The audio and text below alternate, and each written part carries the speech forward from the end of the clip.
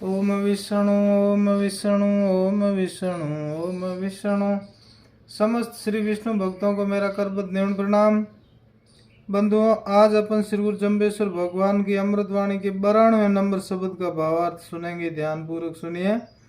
एक समय एक योगी समरातल पर श्री जमदेव जी के पास में आया और आकर के गुरुदेव की विधि विधान रहन सहन आचार विचार देखा और कहने लगा कि ये महात्मा कुछ पढ़ा लिखा तो है नहीं, तथा न ही इन्हें कोई शास्त्रों का ही ज्ञान है। फिर भी बिना प्रेम के ही समीप में बैठ गया और कहने लगा कि मैं आपसे क्या वार्ता करूं। गुरु महाराज जाम्बोजी से वो कह रहा है कि मैं आपसे क्या वार्ता करूं, मैं तो शास्त्रीय पंडित हूं तथा आप तो शास्त्र वेद ज्ञान से वंचित है। मेरा तो ये प्रण है कि मैं वेद ज्ञान रहित जन से वार्ता भी नहीं करता। तब श्री गुरुदेव जम्बेश्वर जी ने ये शब्द सुनाया। ओम काया कोट पवन कूट वाली कुक्रम कुलफ वर्णायो माया जाल भरम का संकल बहुजग रैया छाया पढ़वेद कुरान कुमाया जालो दंत कथा जुग छायो सिद्ध साधक को एक महतो जिन जीवन मुक्त दृढ़ायो जुगा जुगा को जोगी आयो सदगुरु सिद्ध बतायो सहज स्नानी केवल ज्ञानी ब्रह्मा है ज्ञानी सुकृत ल्यो न जाय क्यों क्यों भणनता क्यों क्यों सुनंता समझ बिना कुछ सिद्धि न पाई। इस प्रकार गुरु महाराज फरमाते हैं कि ये तेरा शरीर है ही कोट यानी किला है, तुम्हारी सुरक्षा का उपाय है। इसके अंदर तुम बैठे हुए हो तथा प्राण वायु ही इसके दरवाजे पर पहरेदार खड़ा है। जिस प्रकार से पहरेदार बाहर अंदर जाने आने वाले प्रत्येक व्यक्ति की चौकसी रखता हुआ सदा ही जागृत सचेत रहता है और किले तथा स्वामी की रक्षा करता है, उसी प्रकार से यह प्राण वायु रूपी कुटवाली भी शरीर तथा शरीरस्थ आत्मा की रक्षा करता है। प्राण वायु पर ही शरीर टिका हुआ है तथा मन बुद्धि तथा अहंकार आदि पहरेदार के सहयोगियों से कुक्रम रूपी किवाड़ लगाकर जड़ दिया है और उसी किवाड़ के ऊपर माया मोह जाल रूपी सांकल लगाकर जड़ दी है। अब ऐसी स्थिति में न तो अंदर के अवगुण बाहर ही निकाले जा सकते हैं और न ही बाहर से सद्गुणों को अंदर प्रवेश किया संभव हो सकता है, तथा न तो अंदर स्थित परमात्मा की ज्योति का दर्शन ही संभव है और न ही बाहर स्थित परमात्मा के स्वरूप का अनुभव भी संभव है।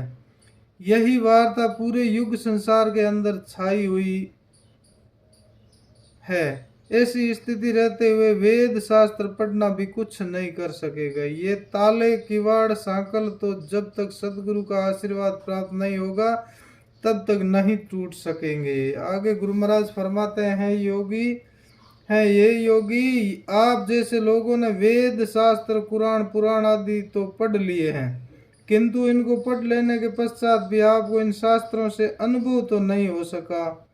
जिस शास्त्र जिस लक्ष्य से सिद्धि न हो सके, जिस शस्त्र के लक्ष्य से सिद्धि न हो सके वह किस काम का है।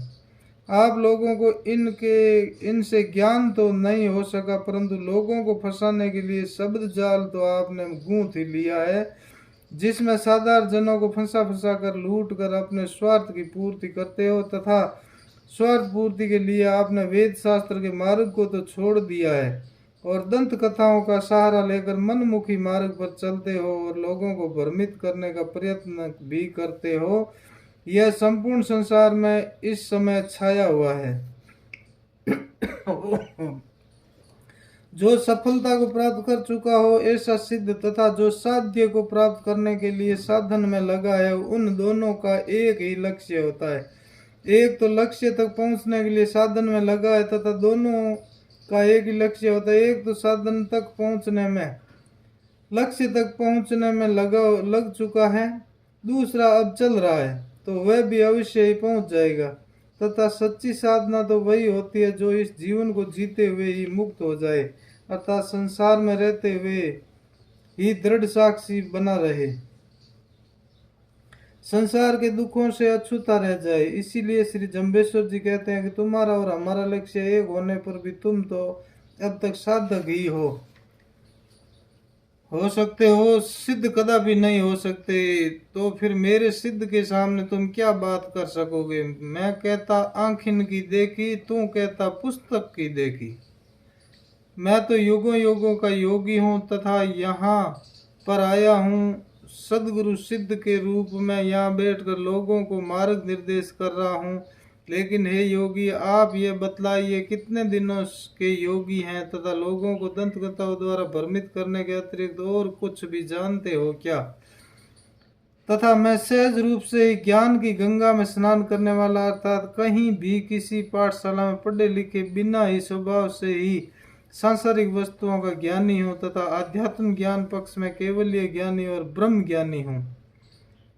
मेरा जो भी कार्य होता है वही सुकृत ही होता है तथा ऐसा पुण्यमय कार्य कभी भी निष्फल नहीं होता। और जब तक सहज स्नानी केवल ज्ञानी ब्रह्म ज्ञानी नहीं होगा तब तक उसके द्वारा किया हुआ कार्य पुण्यमय तथा सफल होने में संदेह ही रहता है।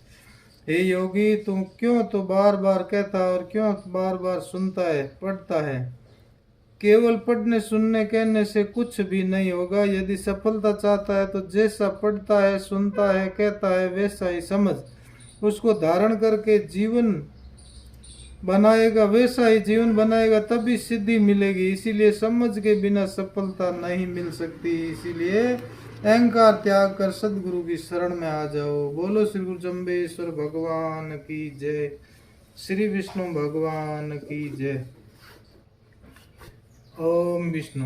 बंधुओं, आप मेरे YouTube चैनल शब्दवाणी भावार्थ पर नए हैं तो इसको सब्सक्राइब जरूर करें और अन्य बंधुओं तक पहुंचाने के लिए थोड़ा शेयर भी कर दीजिए, आपकी महती कृपा होगी। बोलिए श्री विष्णु भगवान की जय हो, जय हो।